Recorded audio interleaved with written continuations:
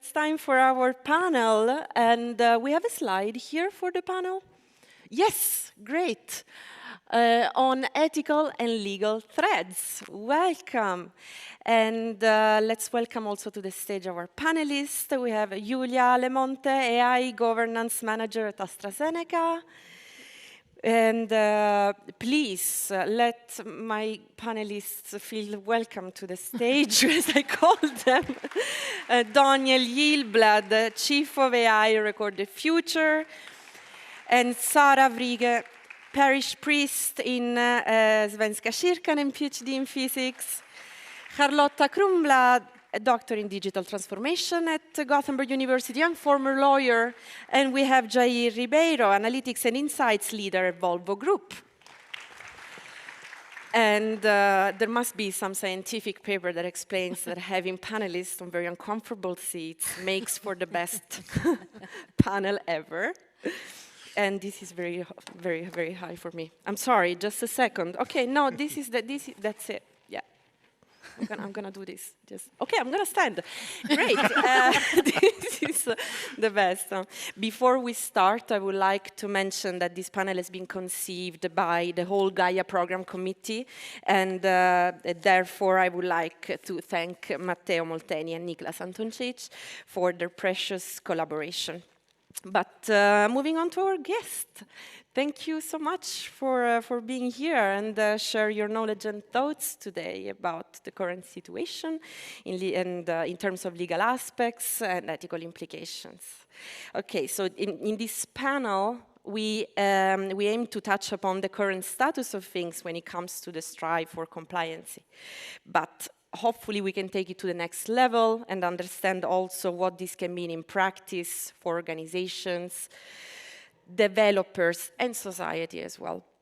And I invite you all to keep mental notes of some interesting questions that you might want to ask, because at the end you will have the chance to ask them directly to our panelists.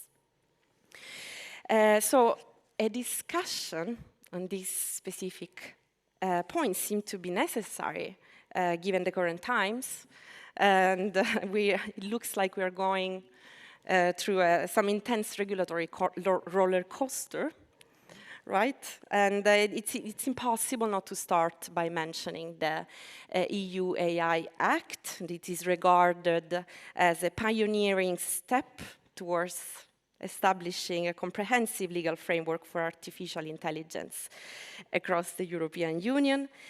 And it is a way for Europe, probably, to show the commitment in leading this discussion, right, in responsible AI governance. But I don't know if everybody here is familiar with the salient points of the AI Act and why we should care about it. But we have Charlotta here that has a background in the legal field, and you're also working with digital transformation, which is an excellent combination right now, I would say, of expertise. Can I take the opportunity to ask you to say a few words about these 272 pages? Yes, thank you for this grand challenge. No, but I think that this is a great opportunity for Europe to actually take a leader seat in this discussion. And I think what they want is really what happened with GDPR, that we rubbed off on the rest of the world. Everyone who wanted to put their products on the European market had to kind of comply with this, and it has set the trend. So what the EU wants here is, of course, to protect the rights of the citizens, ensure that AI is not used in a bad or a dangerous way, increase transparency, but also to set some guidelines into how companies should work on this and be transparent about that, and also then promote innovation. The actual framework is quite interesting, I think, because it was this has been discussed in a couple of years, how it should look. And then generative AI came, and they had to take it back to the drawing board and actually rewrite it in a way so that the new complexities and the new areas would also be covered. So the final version has a quite broad definition on AI to cover a lot, and is rather technology neutral, and has the regulation depends on what category or how the AI is used. So it's from unacceptable risks to low risk. And unacceptable risks are, for instance, using facial recognition or social scoring. So that's not supposed to be used unless for some criminal prevention. And then it ranges down to like moderate risk. There we have the chatbots, for instance. That's allowed, but you would need to be transparent about it. And then low risk is, for instance, what we saw right now, how to use AI for game development. So that's allowed. So it ranges depending on what risk there is. And of course, as I said before, I see this as a quite good effort, but without really practical guidelines, it's going to be hard to see how this can promote innovation, because it's so hard to know kind of what and how you will, what category you will be and what kind of regulation that will affect you. I can also hear that you mentioned the quite broad definition, so maybe we take that. Let's take that thought. Let's hold on that. But Danila, you have been, I know that you have been involved in a very early stage, actually, with the AI Act. Is that right? Is there something about the history and the technical implications of this legislation that you would like to share with us?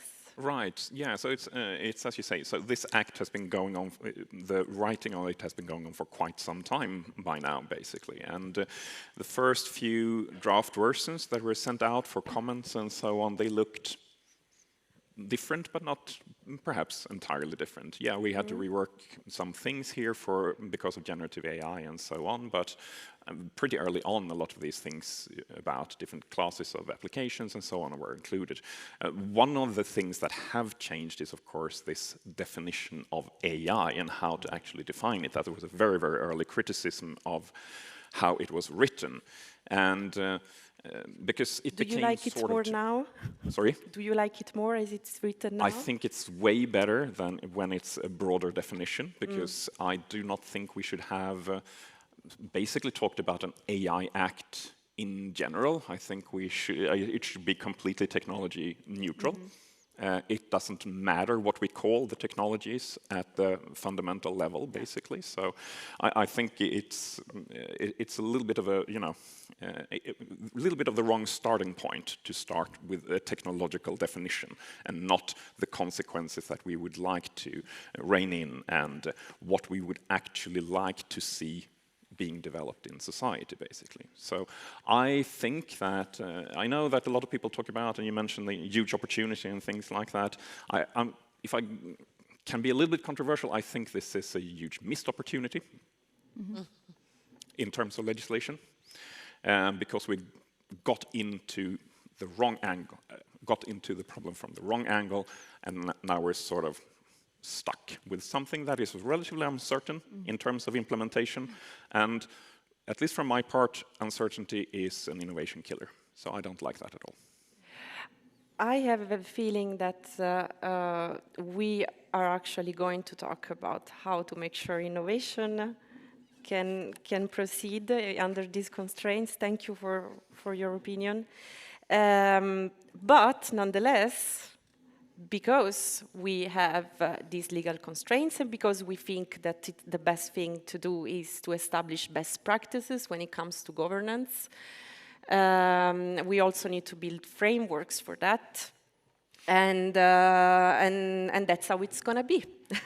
And Julia, you are working with AI governance, and do you reckon that all organizations that have AI processes in place now need to have in place advanced standards and possibly frameworks when it comes to data privacy and other sore spots? I'm wondering, basically, if it's easy right now to bridge the gaps between the theory and the process. What's your experience with it? I think it's been a challenge similar to what we talked about here, because it's kind of building something. We started with AI governance, or we started with our ethical AI principles in 2020, and that kind of kickstart the AI governance piece. So we've been trying to build frameworks and policies and standards without actually knowing exactly what the EU AI Act would look like. And it is a challenge, and it's still a challenge.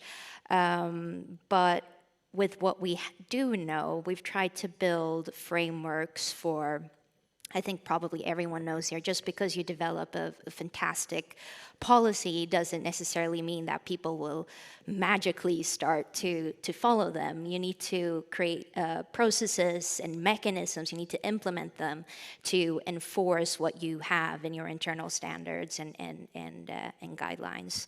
But what we have done within AstraZeneca is kind of looking at the risk-based approach, as they have done in the EU AI Act. So I think there's always going to be a balance between the need to regulate and strictly control AI with having to, truly foster AI innovation. So the risk-based approach is a good kind of middle ground where you focus more on the higher risk systems, AI systems, and implement more extensive requirements for them to not over-govern AI if it's not needed from a regulatory point of view. Thank you very much. And I bet you might have, in a few seconds, maybe something more to say about risk assessment that might need to come into the picture in order to make sure you're not over-designing your decisions and so forth.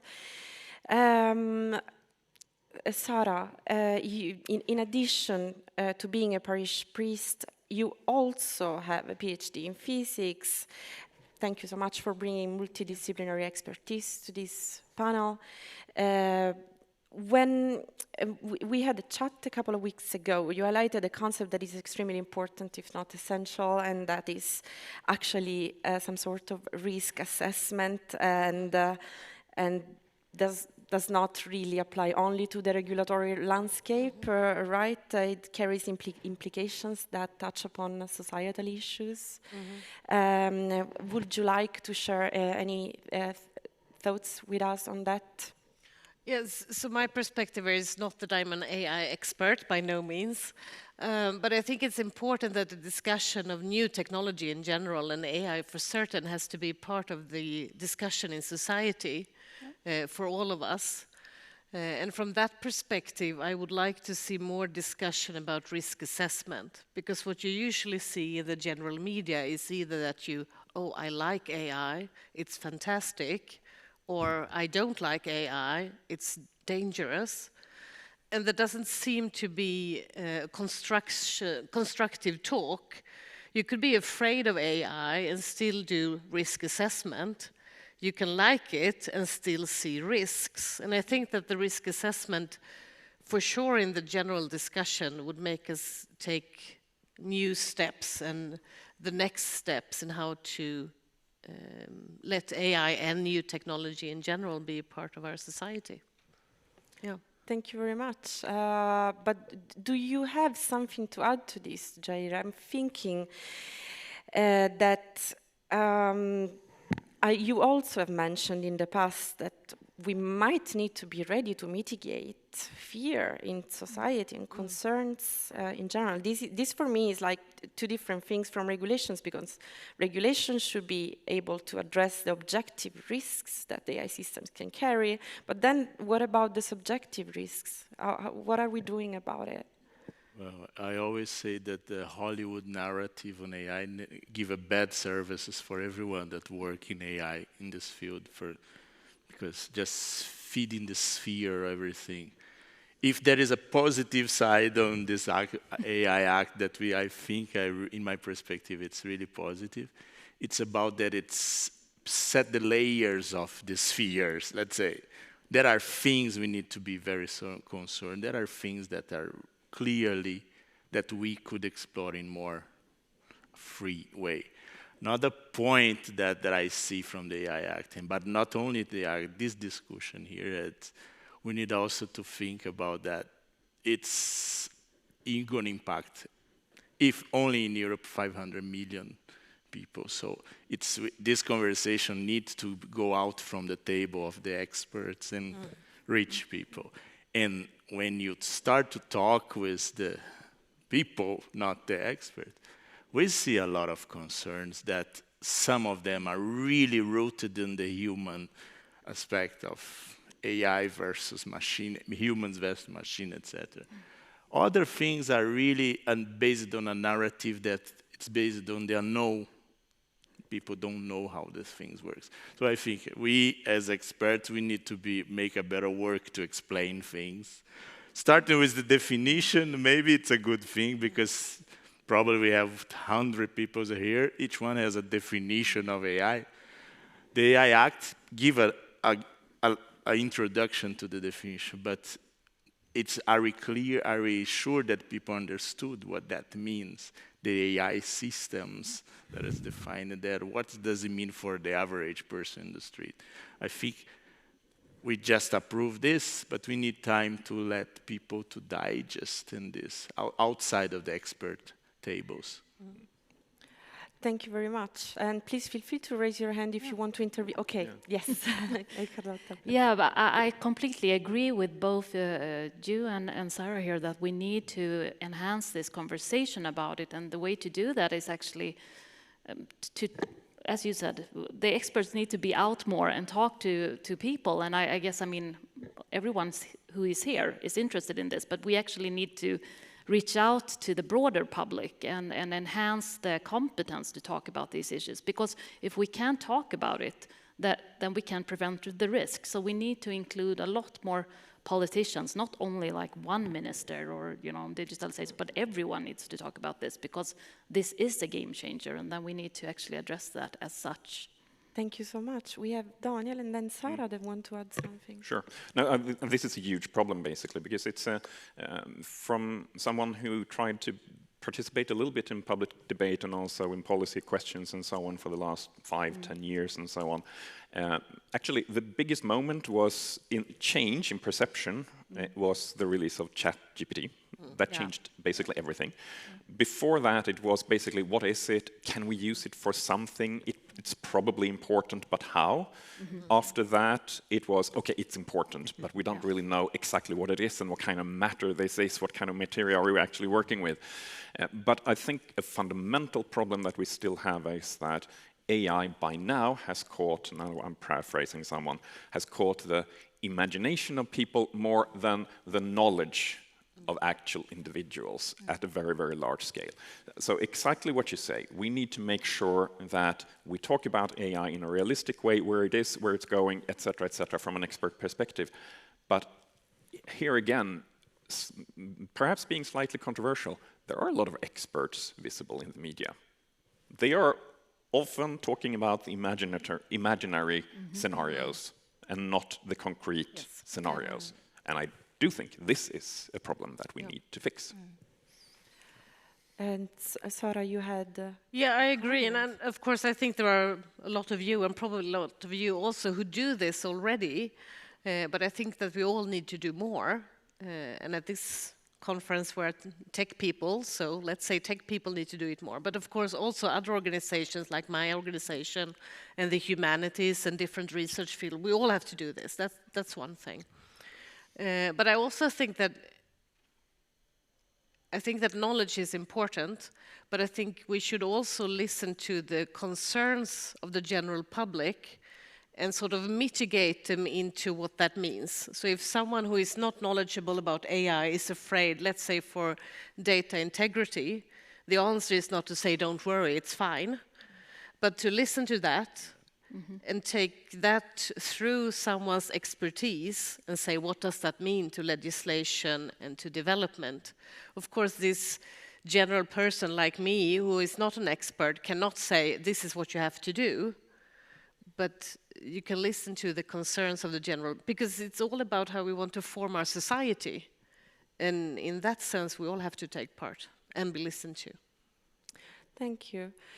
So bringing again a practical dimension to this, because Julia, I'm especially intrigued by advanced processes that have started, as you said, before the AI Act. When it comes to building a framework, I was wondering if there are pitfalls, challenges, or even gaps in the legislation that are making your work harder, or that I am also basically wondering how we can all get ready for 2025, 2026. When does it come into action?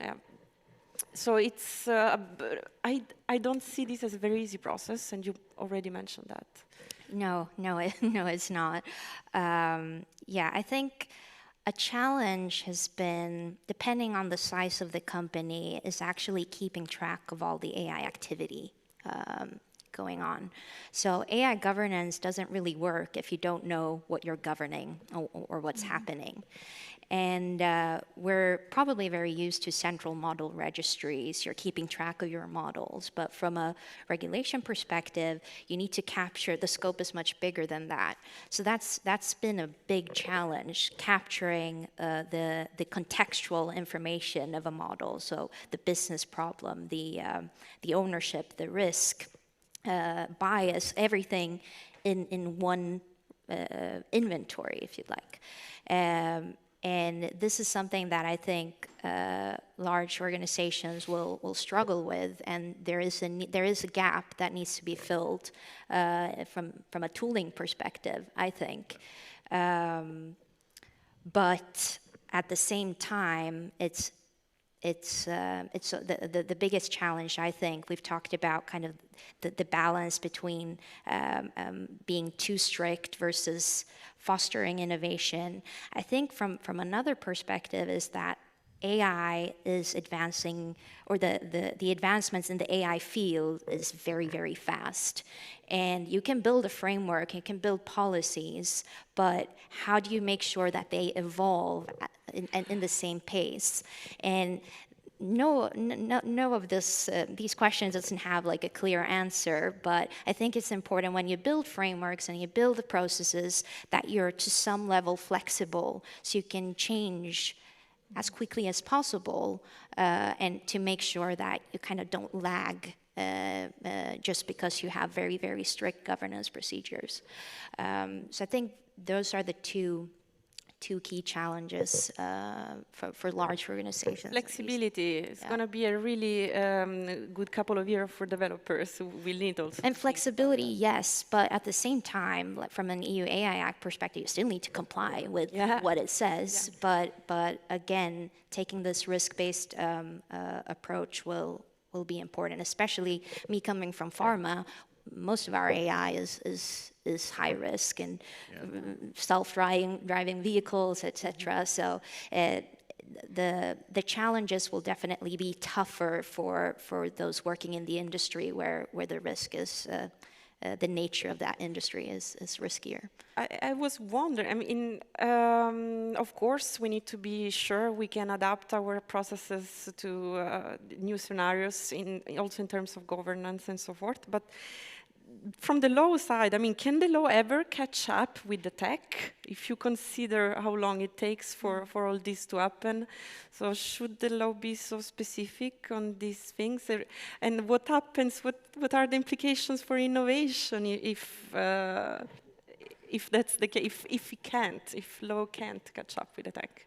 Well, I personally understand that the politicians will have a hard time to catch. The legislator, whoever write the laws and regulations, will have a hard time. But one thing that always is in my mind here, it's about our first keynote that we have today, that we saw about when we saw if the people that will write these regulations saw artificial intelligence in one dimension only, we will not get there. But as we saw in the first keynote, AI, it's multidimensional, so maybe we are limiting our vision of the regulations, the frameworks, everything, because it was a one unidimensional aspect of things. This is a tool, we need to regulate this, because otherwise it's destroy the world. But there are many other aspects that we need to discuss. The pace that things happen, it's change. If we have someone from banking here today, probably we're going to have the most three regulated industries in this panel. We are in the health and the transportation, we are used to regulations since when we are start, but we never saw things changing so fast.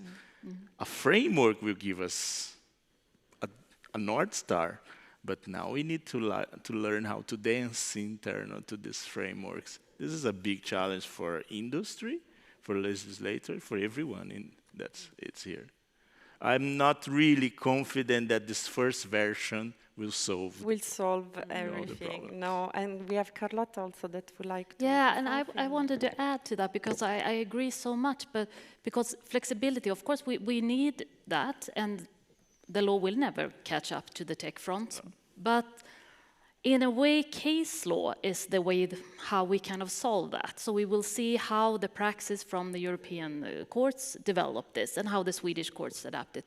And that is a major problem, because most court judges don't understand this at all. So it will be set how this is going to be used by people who doesn't understand the tech components in it. And that I see as a major challenge to how this is going to go on. Thank you. Daniel, you had a comment. Yeah, just to build on that, and perhaps going perhaps a little bit more in an abstract direction, but I think that regulating AI and other technology and so on, yeah, there are definitely things we need to do there.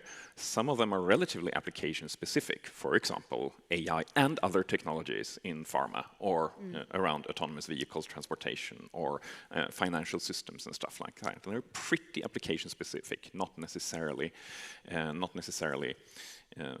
fundamental based on AI technology. But I would like to see a little bit more of a discussion on the fundamental rights of people and how we protect democracy and things like that, not through the lens of AI, but with an addition of increased capabilities in technology like AI. There was, for example, I got a lot of questions about this Hollywood strike, for example, where people were worried about AI taking their jobs and their likeness. It's not an AI problem. We've been able to do this for a long time with other kinds of systems.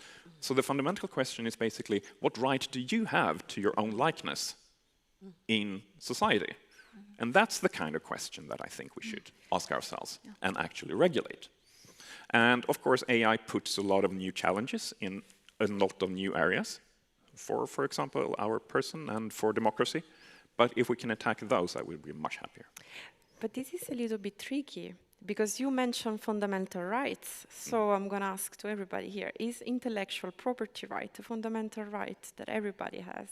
And I'm asking this because it's one of the biggest challenges for developing AI systems or AI-related technology, or not to even mention organizations that are trying to build their own large language models.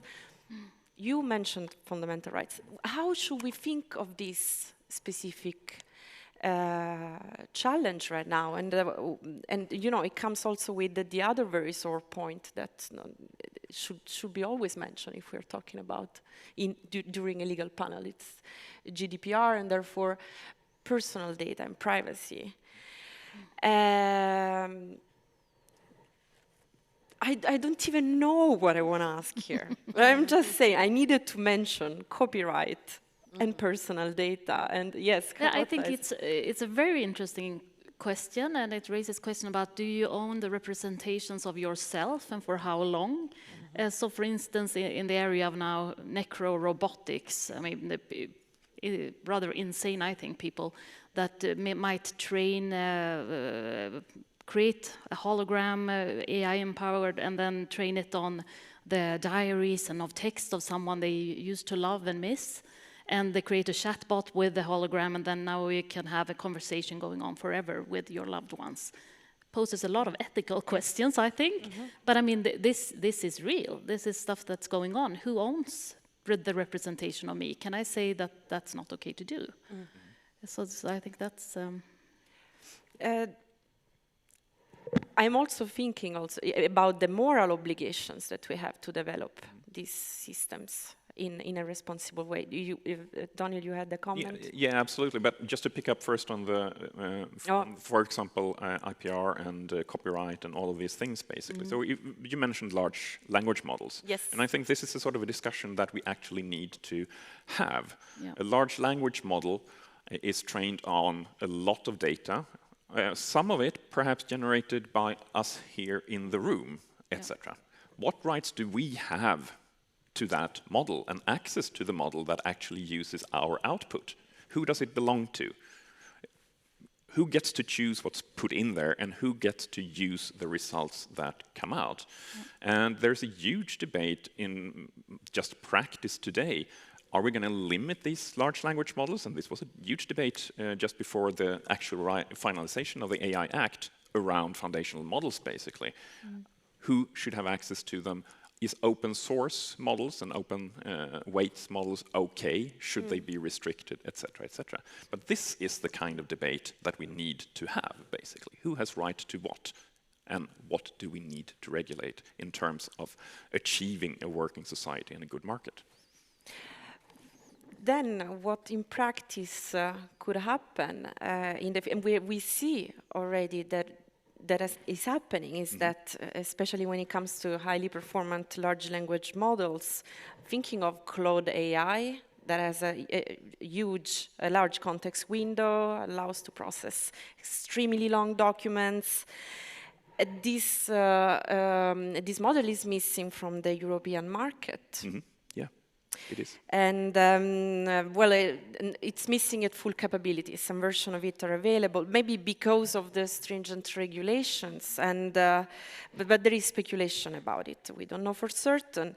For sure, we know that not everything for many of large language models developers it's not transparent, completely transparent. The process, the data that goes into it. It's not news to anybody. But these regulations could potentially put Europe tech companies at a competitive disadvantage on the global stage, and countries like United States and China could have more, if they have more lenient AI regulations, so they are able to push boundaries. So, in Europe we do have Mistral. And those guys are doing pretty cool stuff. But overall, so are we able, do you think, in Europe to push the boundaries of innovation at a pace that can be competitive with abroad? I'm also taking the opportunity here because Daniel has also the company headquarters are based in the US. But this is actually an open question to everybody because I know that it's a concern. I'm quite positive that we, as in Europe, we will find out a way to remain competitive. Maybe it looks like a setback sometimes if you compare the aggressiveness that we can have in other markets, in other regions, for example. Think about that in many other countries we have autonomous vehicles in the street, and we hardly think that in Europe we're going to wait a lot of time still to see real autonomous vehicles in the street, not because the technology, but the regulations, everything. But it doesn't mean that it's stopping the research and the development of these technologies. So it's at a certain point. Personally, my experience, I like to know the rules where I'm playing, and then I do everything I can around those rules. So that's why I'm positive for regulation. In the beginning, it can be a step back in some times, but when we learn, when more people in Europe will learn to play around these new regulations, I think we will remain competitive as we are. We just know, my personal experience, since I'm in innovation, I think this is momentum that we need to catch. That's what I feel. Thank you. You have a comment, Julia? No, I fully agree. But I also think that the EU AI Act is kind of the extraterritorial perspective. So it's not just, it's going to be affecting countries worldwide, because it's kind of, if the output is meant to be used in an EU market, then you would need to comply with the EU AI Act, or if it's intended to be deployed. So it is going to affect not only Europe, but the whole world, basically. But I agree, we're going to find ways, and sometimes it's good to know the boundaries when you play, as you said.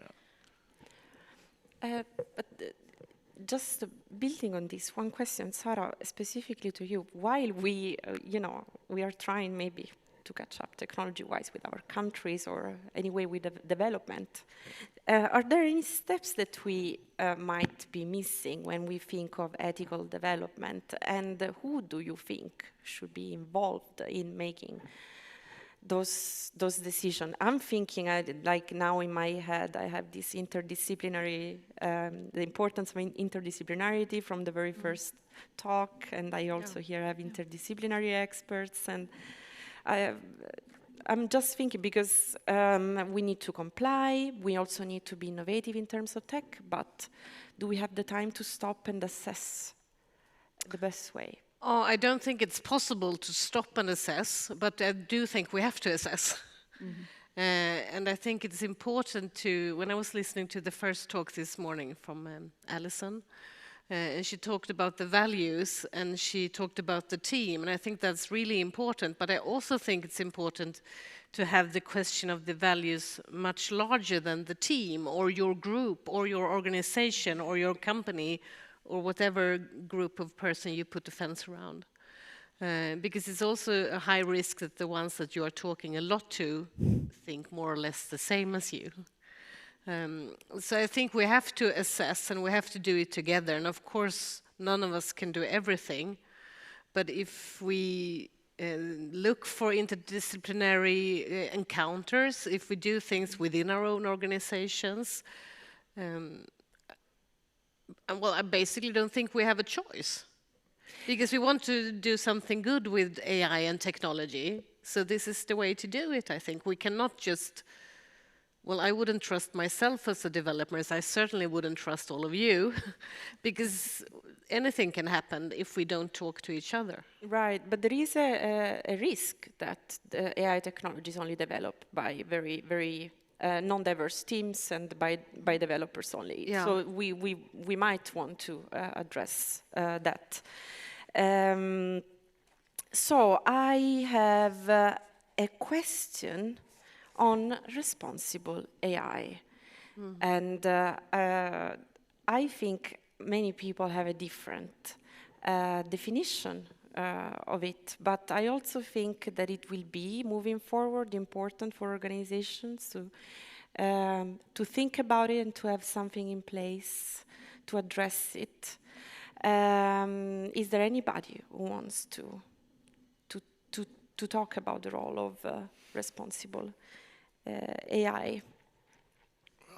I'm thinking about this a lot of time, and then we have one thing that we are learning by experience these days, responsible companies are in a good position to continue the road when doing AI. So it will technically become a responsible AI. This concept of a responsible AI, it's one layer of the discussion for me. You must be a responsible company, whatever you are doing with AI and whatever you are doing. So, but when it comes to AI, the risks and the concerns and everything else comes out. But if we dry ourselves as a company in our own values, that work that it's coming back, we're going naturally on this direction to make things right, make the right things with AI, not in the right way, because it's very technological thing. So I think we need to look inside our values as a company before define whatever AI is responsible or unresponsible. Thank you. We had a comment from Sara. Yeah, can I just ask you a question? Because I would think that legislation, if it's done in a good way, and ethical discussions would be tools to help a responsible company. Would you agree?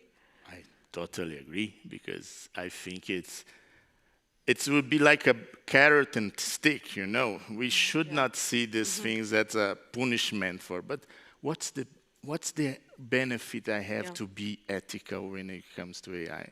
What is the law is this, but how can I be rewarded when if I make things in an ethical way with artificial intelligence, for example? It can be rewarding from fast tracks release and developments, image from the branding perspective. And an ethical discussion in society would also benefit the ethical company, because then you would have more market shares, I would guess. I think we should make a business case for ethical, because how much it can be a differentiation in the market for that. As long you did it in real ethical, not ethical greenwash, as we said. If you really have it in the value, you have a differentiation, and the people that buy your products with your service, especially the European market, will choose ethical companies as soon they understand what does it mean, right? Because we need also to be good on explain what means ethical aspects. Thank you. Danila, you wanted to add something to it, or maybe now that... Yeah, and then very similar to what's already been said, basically. And I think it's worth noting that, I mean, first, as you say, it's a lot of questions about actual values within organizations. Those are going to eat regulation for breakfast, basically, in practice. And as you say, I think responsible AI is a red herring. I think we need a responsible society, a responsible company, a responsible whatever, and look at these applications and so on. We're sort of guarding ourselves by talking about responsible AI, sort of shielding out that, oh, we're doing something here, basically. But it's a limited scope. It's not enough scope to actually be ethical, to be responsible, etc., etc. So I think responsible AI is a red herring. I don't think we should talk about it. Should not be the opposite. Should not be the unresponsible AI. We must. Yeah, I mean it's usually like if you can ask a question like at a company or something like that. If you can ask a question, does the not question make any sense? If it doesn't, then it's not really a thing to consider, basically. Should we not be responsible in AI? That makes no sense. But you need the what question. Yeah. What is responsible? Exactly. Yeah. Yeah, I also wanted to add to that, and I completely agree, because I think we often think that, okay, so responsible AI is some kind of solution, and then you put some humans into the loop and you ensure that, but then you need to, as we say, put responsible humans into the loop. Yeah. So, the point is the entire organization, as you said, needs to be responsible, and you have to implement the technology in the correct way. The technology in itself will not be. And I think we can see the effects of this sort of limited perspective, even in the legislation. Like, you know, okay, so you're now going to have to say that, and even perhaps watermark AI-generated content. Yeah, sure. I mean, that's great, but that's just addressing a very, very narrow part, and not the completely complex systems that these things will work in, and the kind of blended generation between humans and machines that we will actually end up with. So we've sort of simplified the problem to something that's not necessarily useful. Thank you. I wanted to finish with one question that I really care a lot about, and then we go to the audience, to the questions from the audience, if that's okay. So while it is necessary to talk about regulations and how to prepare for this in the best way, this discourse, according to my personal experience, can be very distracting for developers, if not frustrating. And is there a way, or should we even, decouple legal requirements from development and offer a safe place for our developers to do their job, or is that absolutely dangerous? Well, I'm a developer by background. I grow on this background field, and I, at least in my experience, developers struggle with uncertainties and lack of clarity on what they can do. Once they understand, their imagination goes wild and things comes out. I think, at least in the business perspective, company's perspective, we need to provide our developers a clarity of the game where they're playing. Yeah. It's not easy for a 100,000 employees company like mine. Think about how the challenge. We have a large community of developers, and sometimes even the companies struggle because outside the world is changing so much. I prefer to give as more clarity as possible, and then if you have good developers, you're going to have good products developed with the values that you have in the company. So it's absolutely a challenge, but what we are trying to do is this. This is your playground. Let's go out inside of this. Maybe the world outside is burning, but here is where you have to play. It's showing that shows a lot of benefits for our company. Anybody wants to add anything to this, Julia? I also think that governance needs to be as smooth and streamlined as possible. So now in the beginning, it's a lot of processes, it's a bit clunky, it's manual, but I think we need to evolve from a tooling perspective as well to allow developers to be a bit more creative, don't need to think about these processes and have everything kind of on their mind, but we give them tools that would allow them to be compliant. And I don't think we're there yet, but it is somewhere that we need to go in order to kind of give them the creative space that they need. Regulation should not be a game stopper, but a set of ground where we can walk, right? Yeah. But clarity is, of course, key. And giving developers and so on the space to, at least this is okay. You can work with this. But now we live in a world where, for example, on Hugging Face, we have thousands and thousands and thousands of models. Many of them are incompatible with commercial licenses and stuff like that, and we just can't use them. Exactly. So, but at least give a clarity, at least these ones you can use. At least these licenses you can work with, etc., etc., etc., gives a little bit more leeway, a little bit more freedom to, I don't need to ask anyone or something like that. So providing clarity, that's, yeah.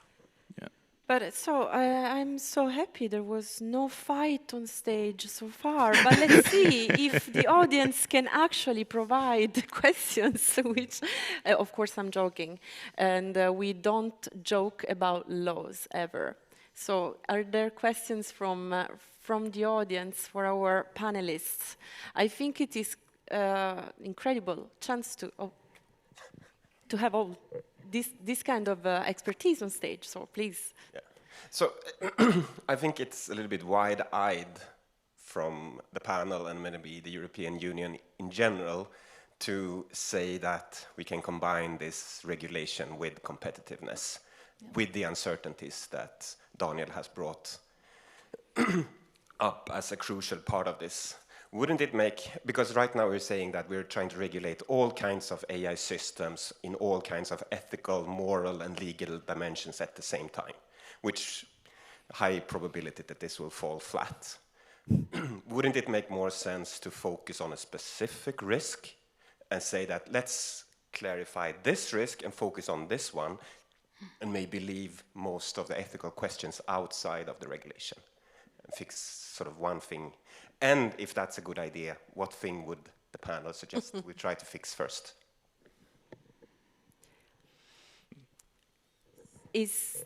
Was that directed to a specific? No, thank you for your comment.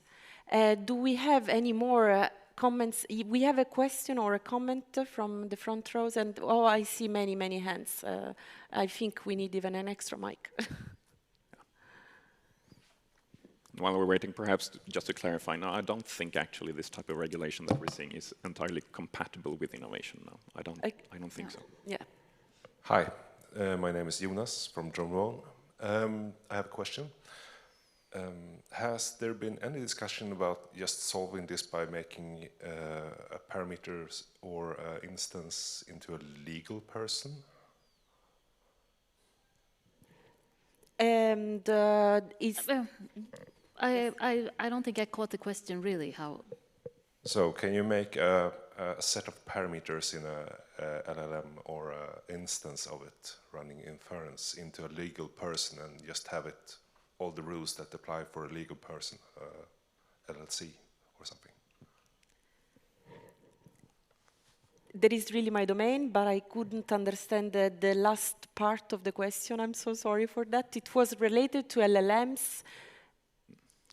I think Danila you got it. might. Yeah. So yeah, it's an interesting question, right? And you know, at what point does model or processes or something like that be regarded to, by necessity, take responsibility or something like that? I think at this stage, super dangerous to start giving them the responsibility as a set of floating point values has responsibility for something is a very different kind of responsibility than what we have as humans with a lived experience and a different kind of consequences in legal systems in society and so on and so on. So I think we're pretty far away from that by now.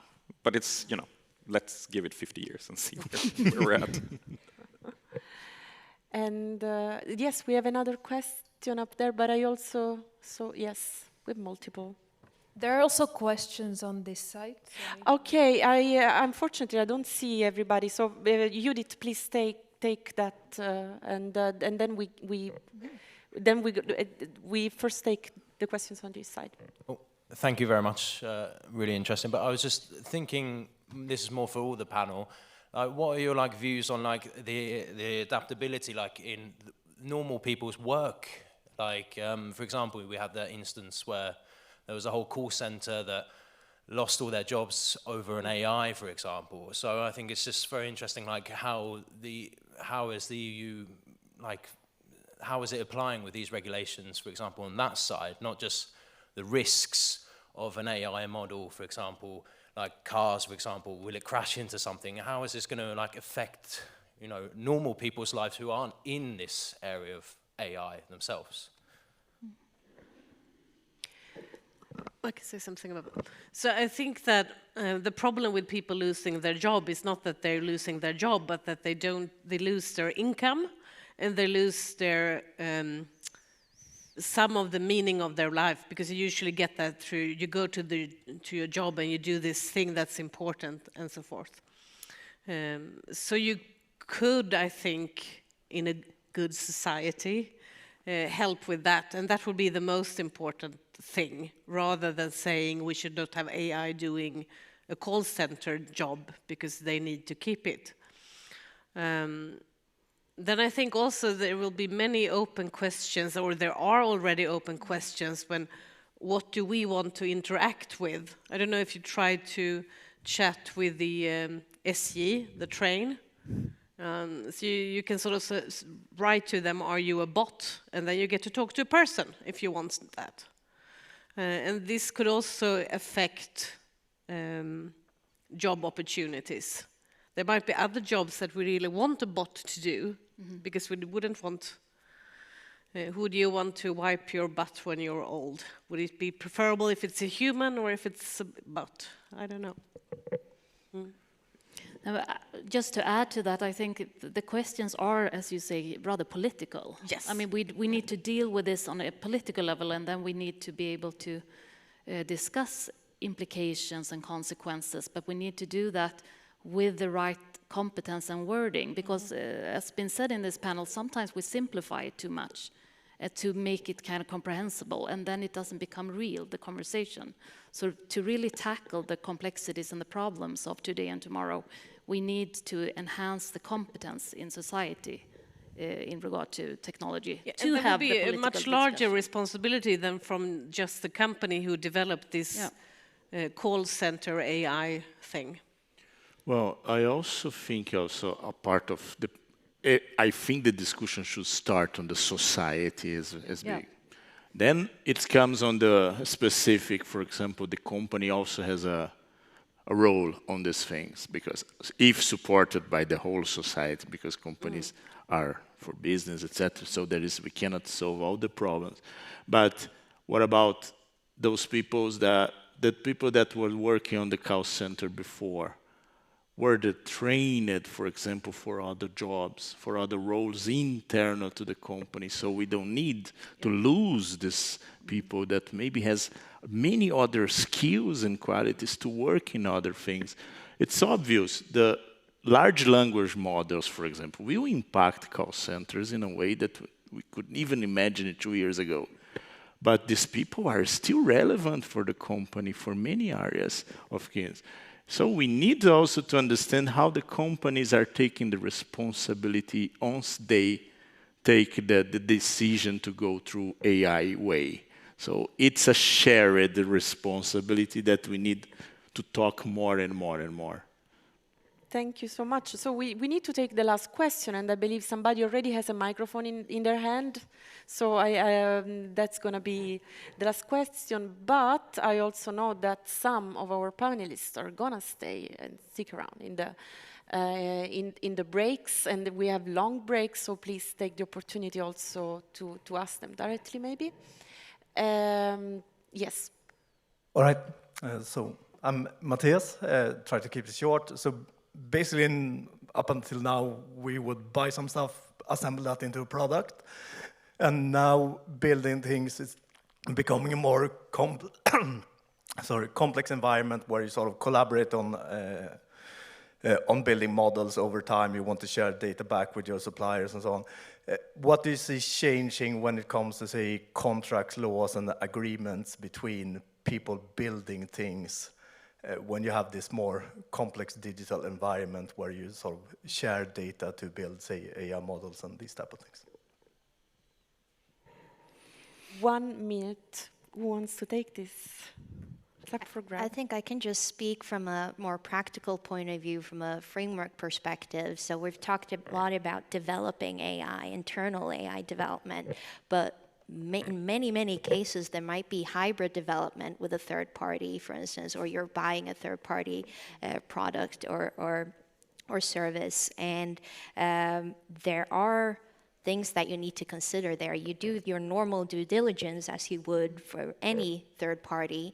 But what we started to do at AstraZeneca is also build some kind of AI governance risk assessments for third parties, just as we have for the development. So I think you need to consider it's not only the development of AI, you need to govern the development, the use, and the procurement. So it's a great question, and it's definitely something that needs to be part of the structure of governance within a company. Thank you very much. Thank you so much to our panelists, but also to the audience for such interesting questions. And then please accept flowers from us. And let's give an applause to our... Thank you very much.